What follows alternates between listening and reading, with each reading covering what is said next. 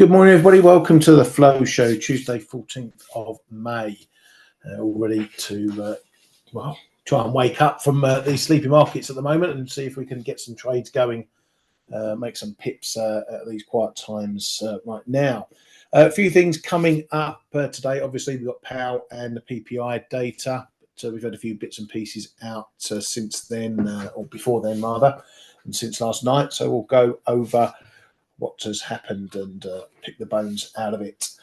Over in China, the China Securities Journal reports that China may cut the RRR rate, the reserve requirement ratio rate, when this bond issuance has finished. As mentioned yesterday, China going to be undertaking selling some bonds to raise money for infrastructure spending and various projects to get the economy back on track.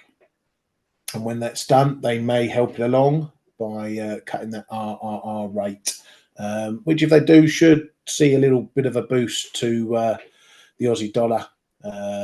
If and when it happens, we'll get a headline, and you usually see a pop in the Aussie dollar when that happens. So we'll keep an eye out for that one. Over in Japan, we've had a bit of data out from there as well. PPI numbers coming in as expected, 0.9% year on year, as expected and as per prior, though that prior number was revised up as well. So still some inflationary input from there. Month on month PPI coming in as expected at 0.3% as well. What hasn't been good news is the preliminary numbers for machine tool orders, which fell 11.6% year on year. So that's not good numbers at all. Those are April numbers there. It shows a bit of weakness still in the manufacturing and the production sector for Japan.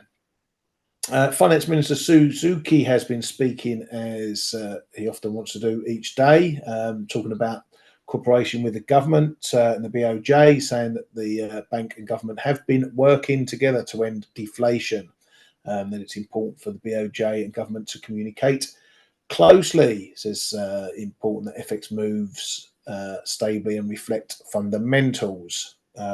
Also said he's aware that Ueda has said he's watching FX moves too. Then he gave us a bit of a, well, one could call it a bit of a strange comment. He says they're watching JGB yields developments closely as well, and they're watching yields and will respond as necessary.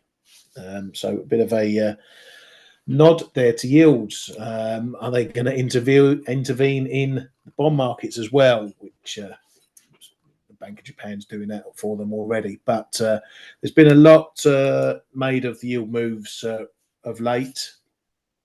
In fact, they've been reaching new highs in some of them, so they don't want or won't want yields. Let's go into a bigger chart. They won't want yields to be running too hot too fast, because that'll put a lot of pressure on, obviously, government financing.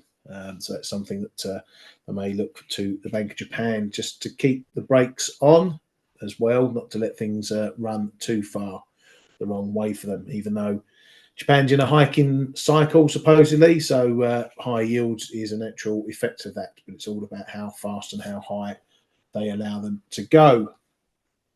Over at the SNB in Switzerland, SNB Jordan says the fight against inflation is far advanced and that the Swiss inflation outlook is now much better, which may be seen as maybe keeping the door open for another cut to come if inflation's going the right way.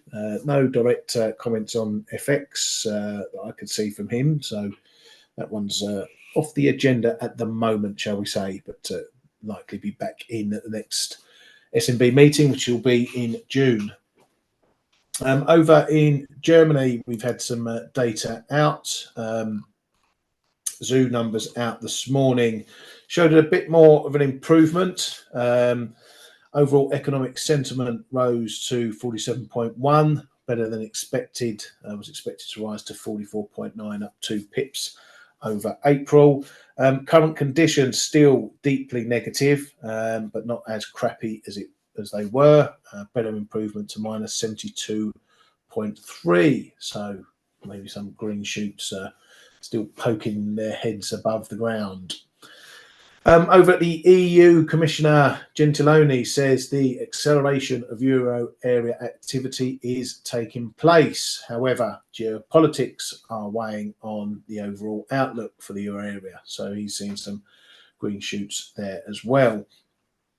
We did get a bit of, we've had some more final numbers out, CPI numbers and whatnot, all largely unchanged. Spain, no change there over the final numbers for CPI or HICP. Same for Germany, no real change there either. And I think Spain was out yesterday and showing pretty much the same thing. Oh, sorry, they were Spain, showing the same thing. So those final numbers not really changing the picture of what we already knew. Spain CPI going up, Germany CPI looking a little bit sticky as well, staying around the same levels. Over in the UK, we had the jobs data out, which, well, it depends how you look at it. It's some of it's been picked out as going the same way as in favours the Bank of England cutting rates, but I've got a slightly different slant on it. So overall, the jobs market, we saw a rise in claims, not as high as expected, 8.9k. The 3-month rolling employment change was down 177,000, not as much as expected, down 215,000, but still a negative number there. However, we saw the unemployment rate rising to 4.3% as expected, so it did go up a pip. But those wage numbers still very sticky. Average earnings, including bonus, came in at 5.7%, was expected to fall to 5.3%, and last month got revised higher as well, hence why that number's green. So still sticky inflation pressures there from wages.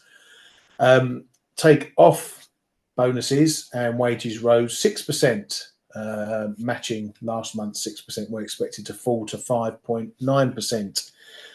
So the wage numbers are still proving very sticky, and seeing as it's inflation that's the bank's main mandate, they can overlook the weaker, very slightly weaker employment numbers, but those wage numbers will be the main concern for them. Now, what is to kick in is these numbers are for March on the wages front. Next month, we will get, or should see, the impact from the minimum wage rise that kicked in 1st of April. So we won't get that until the next jobs report, which for the majority of workers raised wages by 9.8%, but some of the other age groups, like 18 to 21s, they went up over 20%. So there's going to be some skew coming in to the next month's wage numbers, which the Bank of England can sort of look through if they so wish, but the underlying numbers are still very hot. So there was a bit of an uplift, small uplift in expectations for cuts in terms of basis point pricing. June ticked up a little bit, August ticked up a little bit. I tend to think the other way, that those inflation numbers rule out or continue to rule out June. But it's all going to come down to the CPI data. The next CPI data is 22nd of May. Then the June numbers are the 19th of June. The June release is the 19th of June, with the Bank of England on the 20th. So they're going to get 2 CPI reports. So there's going to be a bit of a battle going on between some of this data that we're seeing in wages and what the inflation numbers say. So, yeah, I'm still very sceptical about them being able to cut in June. But then again, this is the Bank of England. If they want to do that, that's what they'll go ahead and do, irrespective of what I think. But certainly with wage data like that, it puts the pressure on them as well. BWE's Peel was out again speaking after that data, saying that the rate of pay growth remains quite well above what would be consistent for meeting the 2% inflation target sustainably. So he himself saying that those wage numbers aren't good for getting the targets or hitting the target for inflation. But then he did offer some hope to the Doves, saying that service inflation seemed to have peaked. That's one of the big areas of inflation they're looking at. He says that less restriction will be needed as persistence eases. So that's as stickiness. That's their name for stickiness persistence. So as that persistence eases, they'll look to cut. It says they can cut rates while leaving a restrictive stance, meaning that if they do start cutting, it's not going to be cut after cut after cut after cut. They can cut, sit back, and go with the data. It says it's not unreasonable to believe that over the summer we will see enough confidence to cut. Whether you want to call June over the summer or not is another question.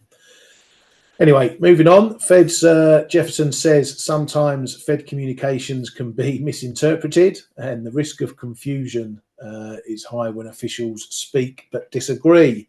One could say that the risk of confusion is there anytime one of them speaks. But there you go. It says it's appropriate to keep policy rate restrictive until it's clear inflation is ebbing. And for now, it's important to look for more evidence that inflation is abating. Treasury Secretary Yellen has been speaking about FX again, saying that if intervention does happen, it should be for excess moves. And it's possible to intervene when excess volatility occurs. Intervention should be rare and communicated. So at the moment, the Bank of Japan and Ministry of Finance probably ticks enough boxes for her to get away with it. Says she watches the dollar, the euro, the yen, and the Chinese yuan, which may come as a bit of a surprise to Mr. Jordan at the SMB that the Swissy isn't on their on her watch list anyway. They usually pop up on the biannual intervention report that the Treasury issues. I think we've got one of those due soon if you've not had one out already. So we'll keep an eye on that. Now, the market got a little bit of a spook yesterday because the New York Fed one-year inflation expectations for April ticked up to 3.3% from 3% previously. So that follows on from what we saw in the Michigan data on Friday with those inflation expectations ticking up as well. The 3-year numbers from New York Fed showed inflation dropped a bit, though, to 2.8 from 2.9, but the 5-year inflation horizon saw it rise to 2.8% from 2.6%. This might be something that the market is going to perhaps want to hear Powell comment on, though he probably won't. It's not top tier data, this, but that's now 2 minor surveys, data points, if you like, that have shown 1-year inflation forecasts or expectations rising. One on its own is one thing. 2 in quick succession becomes something else that may be commented on. We do have Powell speaking later today, 1400 GMT, in this moderated discussion with Klaus Knott over in the Netherlands. So we'll have to see what comes from that. That is all after the PPI data we're getting later today from the US as well. Just a bit of, we call it flow news or sentiment or whatever you want to call it. But Bank of America had their fund manager survey out, saying that those guys are the most bullish since November 2021. And they're being driven by optimism for rate cuts rather than earnings. 82% of fund managers expect the first Fed rate cut in the second half of the year. 78% say a recession is unlikely in the next 12 months. They also note that cash levels are down to a 3-year low of 4% AUM. That was down from 4.2%, and that the stock allocation levels are the highest since January 2022. So it shows you where money's going. It's coming out of cash and going into stocks. They say the survey that global growth expectations have fallen, though, for the first time since November 2023. And that fund managers are seeing a modest defensive rotation in May so far to staples from industrials. So a little bit of movement data from Bank of America there. Right, that's all I've got on the news front at the moment. K-Man's off till Thursday, so won't be getting any of his input. So I think the first thing to do is let's have a look at what's coming up from the PPI numbers. So PPI is expected to rise a pip to 2.2% year on year. Core PPE staying unchanged at 2.4%. The market will look at these month-on-month numbers as well for their influence for what that might transpire to into CPI. So PPI data, it can often be a bit more volatile than CPI data.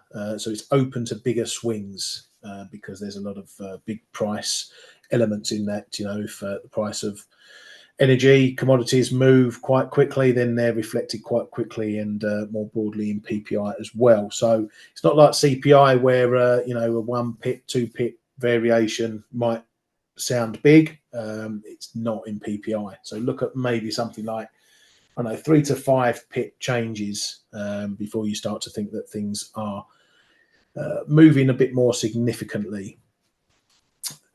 So that's what we're looking at for PPI as well. Look through also some of the relevant components like the striped out, food, energy and transport to get a sort of core number.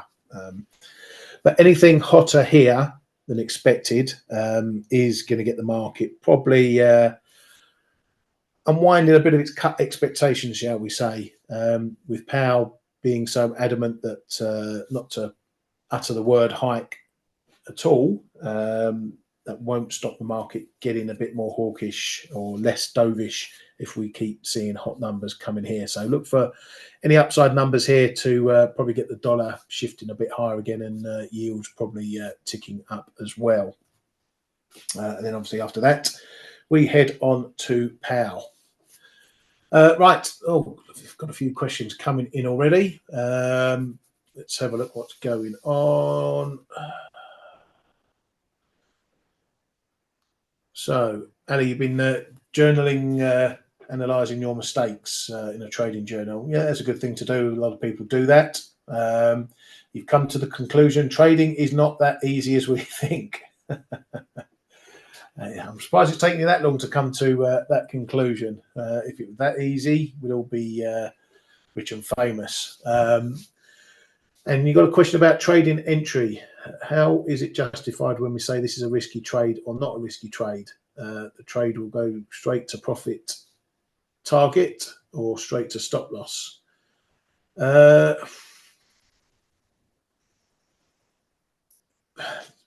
Trade, how to define a trade is risky or not? Well, let's put it in simple terms, okay?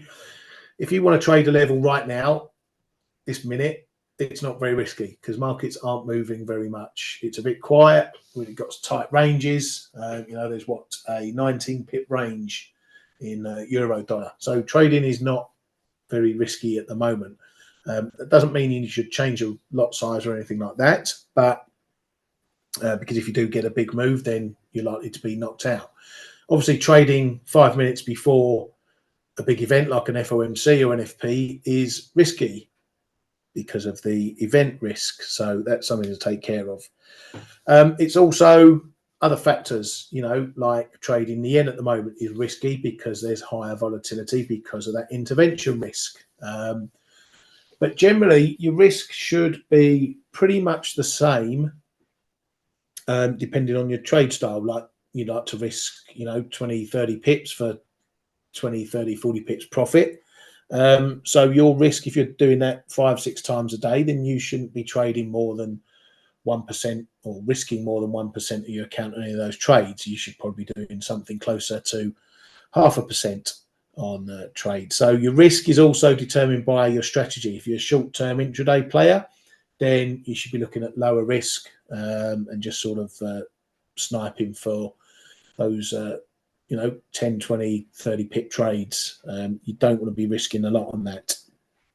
But then when I trade longer term, I can go higher risk, and I'm happy to go higher risk because my trades long term are not overly affected by the intraday noise. So it doesn't bother me if a data point comes out and the price moves 50 pips, 100 pips. It's not going to define my whole long-term strategy if I'm trading over, say, a 500 pip range. It doesn't matter what the intraday noise does. So, and because I'm going longer and slower, I've got time to adjust strategy. So I'll go in with small entries and build up my risk. It won't be day one risk 5% in the first trade of a long-term play.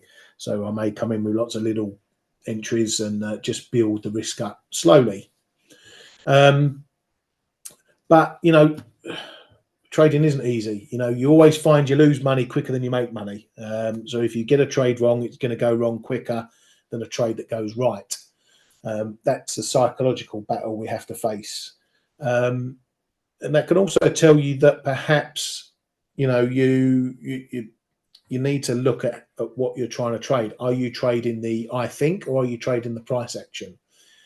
Because if you're trading the I think, your mind I think doesn't matter, doesn't come into it. We don't trade I think, we trade what the market does. So if you think the price is going up, justify why it's going up, but don't just justify it because of I think. Justify it of what the market's doing. At the moment, you can take let's look at cable, for example. Just in the short term, just in the very short term, we've had this move from the one up near 129s. It's come all the way down to 123s, and now it's creeping higher. So all through this phase, you're probably going to be not doing well on the long side, trying to buy the dips. You can hit the levels. Yeah, you might get a good move, but the general trend has been down. So if you identify that this general trend is down, then you know that if you want to fight that, you might want to do it with less risk because you're fighting against the wind. You're fighting the market. So if you're going to fight the market, and the market that's got bigger pockets than you, then don't put so much on the table. Fight with smaller amounts. Conversely, on this side, we're now in a very short-term uptrend.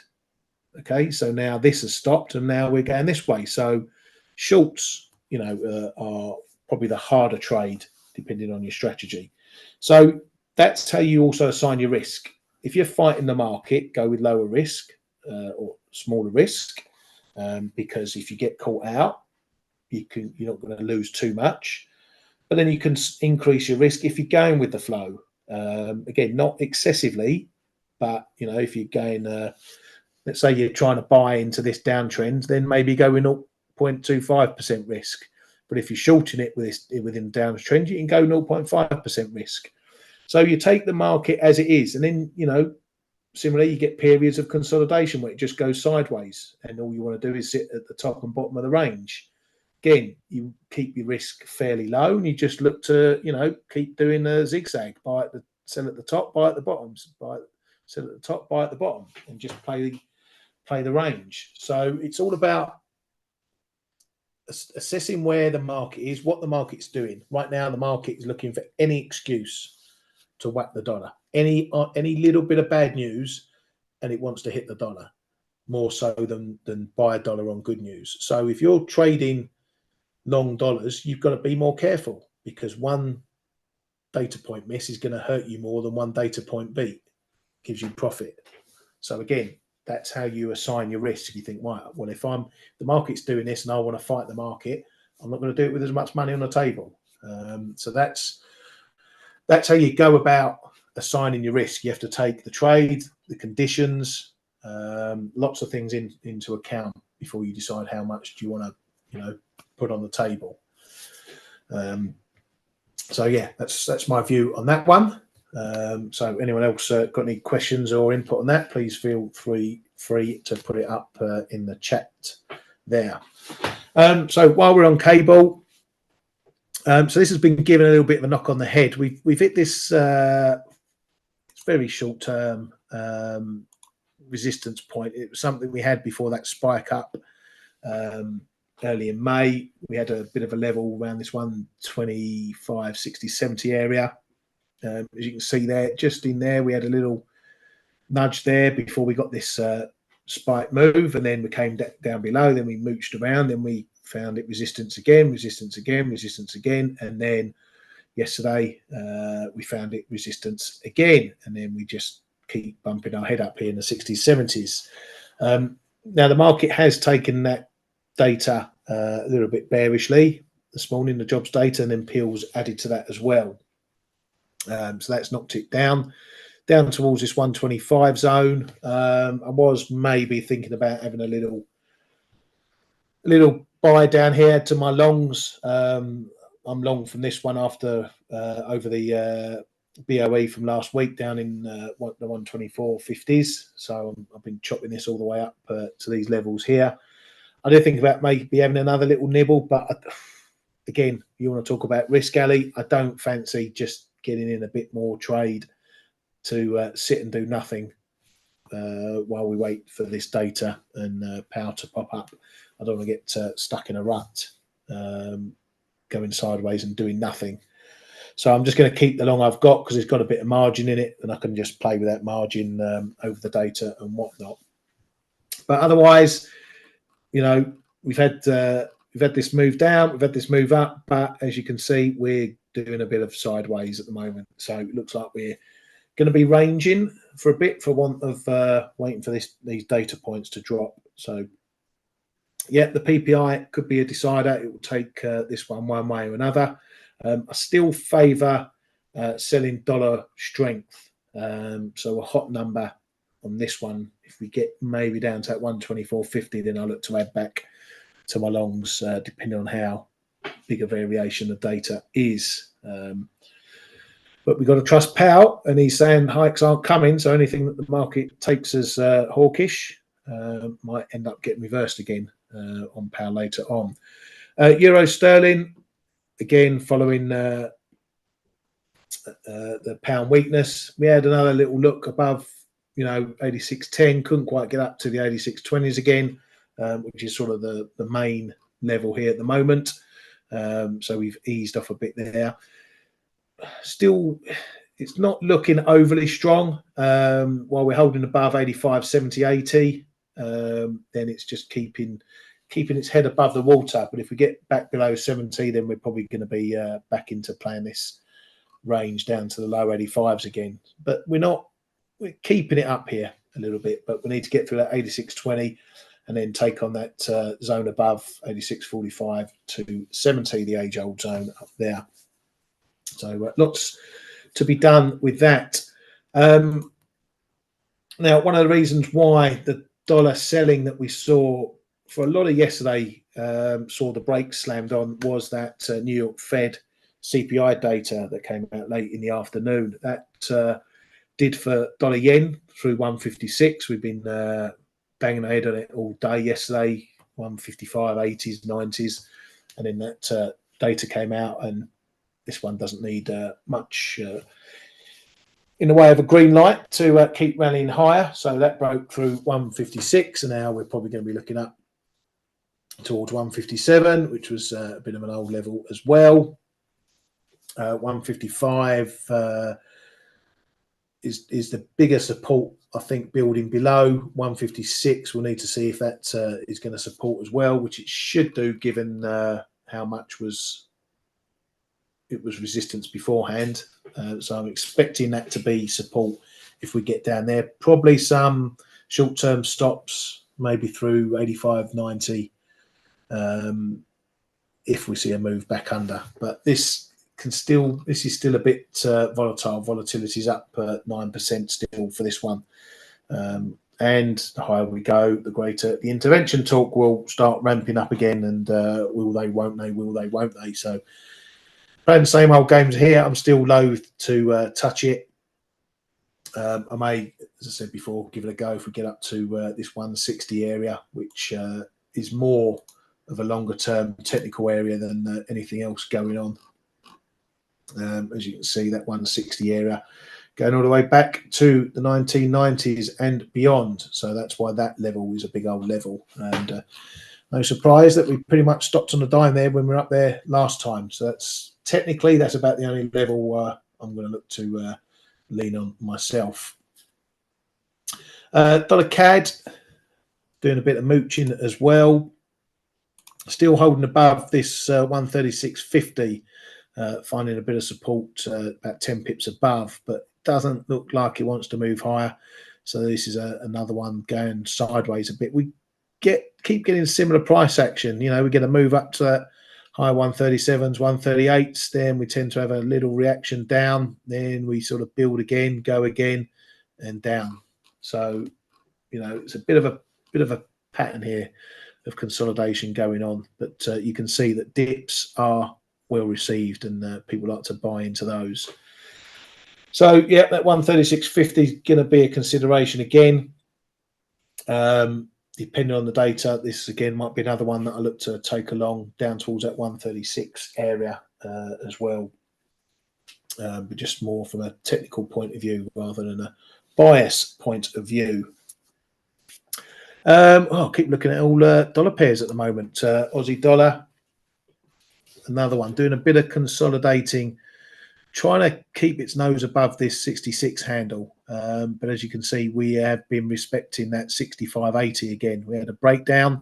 It's been quite an important level, you know, if just for the short term and a bit longer as well. So it was decent resistance. We had the break, held a support, got a break, then it's held again. And so, you know, it's becoming a bit of a pivot level. So while we're above that, it keeps the upside momentum in play, but below it, things start to look a bit weaker, although we do have this secondary support point around 65.60s. Aussie Kiwi is one also I'm keeping an eye on, maybe for a bit of a break play. We have this 110, 15, 20 area. It's going a bit longer. As you can see, we've had a few goes at it, but couldn't hold a break above it. And, you know, we've got quite a strong trend here. It looks like quite a decent trend. You know, we had this move up, bit of a refresh, now move up, hit that area early May. Now we've just come off, but we're not dipping too far. So it might suggest that we're looking potentially for a break above there. And if we do that, then I'm maybe looking at trying some buy stops just above the level there, or wait for a confirmation hold before seeing if this one wants to push higher. We've got a bit of difference between the RBA and the RBNZ, with the RBNZ maybe looking a bit more closer to rate cuts than the RBA, data permitting, of course. So that might be a reason why this one goes. Plus, as mentioned, if China are going to start getting themselves off the floor, injecting some more cash, easing, then that might be a little bit of a pick-me-up for the Aussie as well on the risk front, economic front as well from China. Going to look at what should we look at next? And feel free to give me something in the chat if you want me to look at something in particular, rather than me just waffling on. It's a bit hard to try and take any inspiration from these markets at the moment. As you can see, gold still just doing its sideways thing. Now, as much as it, you know, this isn't conducive to my sort of trading, these quiet markets, it does let us know where the ranges are, though. So we've still got, called it 2260s, 2360s as a bit of a sort of inside range ahead of the 2400 and 2220s. So if you want to be scalping around, you've got a few levels you can lean on here, but it's not doing an awful lot at the moment. Oil markets as well. We've had this move down, and it's not really bouncing too much. $80 seems to be a bit of a ceiling at the moment, so it's keeping a bit of bearish pressure in, you know, but it's still holding this uptrend while it stays above this 50 fib. We did have a little knock below, but then it's retaken it and it's starting to hold it again. So this could be just a little bit of a refresher, and then we're going to head much higher. But if if we get under here again, this 50 fib, and it starts to hold, then we're probably going to be looking to unwind a bit more of this rally that we've seen since latter part of this year. Yields are going to be something we need to keep an eye on for the data. 2 years obviously still important. As you can see, we're knocking our head on the let's call it the 2-cut line. So the market in terms of 2-year yields just feeling a little less hawkish still at the moment. We're still well above the expected 3-cut line. I would be very surprised if we get to the next FOMC and they keep their 3-cut medium there. I would expect that to be coming up in the next dot plot if the data is still where it is, roundabouts where it is at the moment. And if that's the case, once again, that might turn the market a little bit more hawkish because, you know, the Fed themselves are now winding down the amount of cuts that they saw coming. If it goes to 2 cuts, the market will be thinking, well, when's it going to go to 1 cut? But we're all data dependent, as we've been saying for quite some time. Stocks, S&P has, well, again, it's hit its head up here. This is an old level. It's only a short-term level. So it's not much of one, but it's shown up previously and it's showing up again up at 52.40s. We're finding a bit of support down below coming into the low 52s, but it's just a little bit messy and untidy. So it's definitely not breaking this trend at the moment. But this was a recovery off of that. It's amazing how people are talking now. Everyone's, yes, this is going to new all-time highs. When we were coming down, everyone was trying to pick a top up here, and then it was going to 4,800 when we were in this move, and now everyone's swung around again and we're going to all-time highs. That just tells you not to pay too much attention to some commentators in the market. Obviously, not those who are not from ForexAnalytix. You can listen to those guys all day long. They're pretty good, actually. But yeah, this at the moment is still looking like just a trend refresh. You know, we had a fairly decent move, and all trends need a good refresh. And this is looking like one of those. So yeah, I wouldn't be surprised if we do go on to new highs. But what we do up here will be the decider. If we bang our head on any of these highs up here, 52.60s up to 80s. If we hit ahead there again, then there's a very good chance we see a decent double top put in play, and then maybe we get a bit more of a move back down. But, you know, you can't keep a good stock market down, as we know, over the past, 10, 15, I mean, you want to call it 15 years. You know, that's a trend that isn't changing yet, irrespective of these little blips that we get in the middle. So nothing here that suggests that this trend is changing at all, but you get these refresh moments. This might be another one here as well. UK stocks, going to have a quick look at that. Not often you see this one above 8,000, and it's really starting to motor on as well. Quite a significant move considering what's going on, but it does show that, I don't know if it's the easing bias that's coming from central banks, that the market's thinking, yeah, lower rates, we can borrow cheaply and chuck it in stocks. You know, the economies are doing okay. You know, UK, Europe, you wouldn't call us booming at the moment, still producing 0 point this, that, and the other growth numbers. So it's not really an economic background. You think, yeah, let's pile into companies, but market's going to do what market's going to do. Unless we see a real turnaround in growth, then maybe this is going to continue. And you know, we're seeing the likes of the DAX as well. You know, look how crappy the German economy is, yet its stock market keeps going higher. So it's still all very disjointed. It just still doesn't compute in my mind why you see a stock market rallying so much when the economy isn't doing as good. But that's been the case since the GFC. So can't fight it, got to go with it. That's the way to look at it. Devesh looked at gold already. Sugar, Frederick. I couldn't tell you last time I looked at a sugar chart, mate. Let's have a look. I wouldn't even know where to look at. Let's go with sugar. Well, let's just grab that one. There we go. First one on the bat. Right, what to make of this one then? And please feel free to give me your opinion as well, Frederick. What exactly do you want me to look at with this one? Quite a steep downtrend, which, I don't know, we've seen a lot of movement in commodities at the moment. And yeah, some going one way, some going the other way.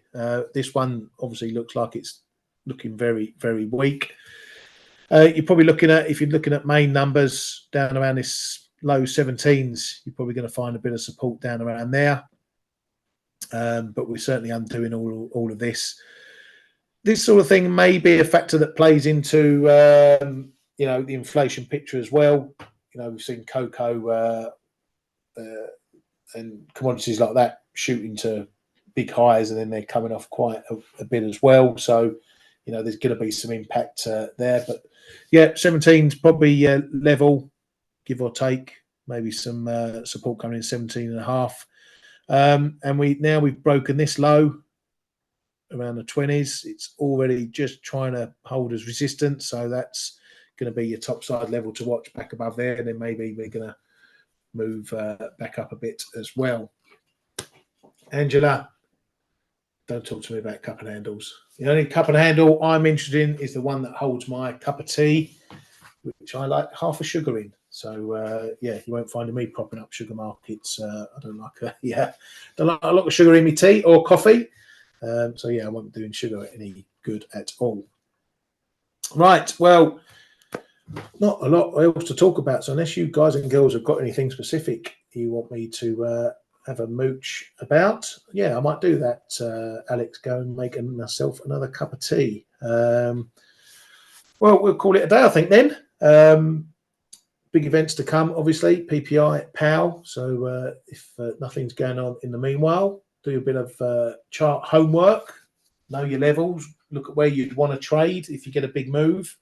Don't get too stuck into the numbers either. You know, I've seen a few people who traded the UK data this morning were, you know, expecting the pound to do something significant, and really it's only moved 20-30 pips. So don't get too overexcited about where the market may go. Look to the extremes. Look at if the market moves too far from what the data says, and then maybe you can look at a bit of a counter trade. But other than that, trade well, be safe, and we'll see you all tomorrow. Have a good one. Hey traders, this is Blake Morrow with ForexAnalytix. Thanks for stopping by our YouTube channel.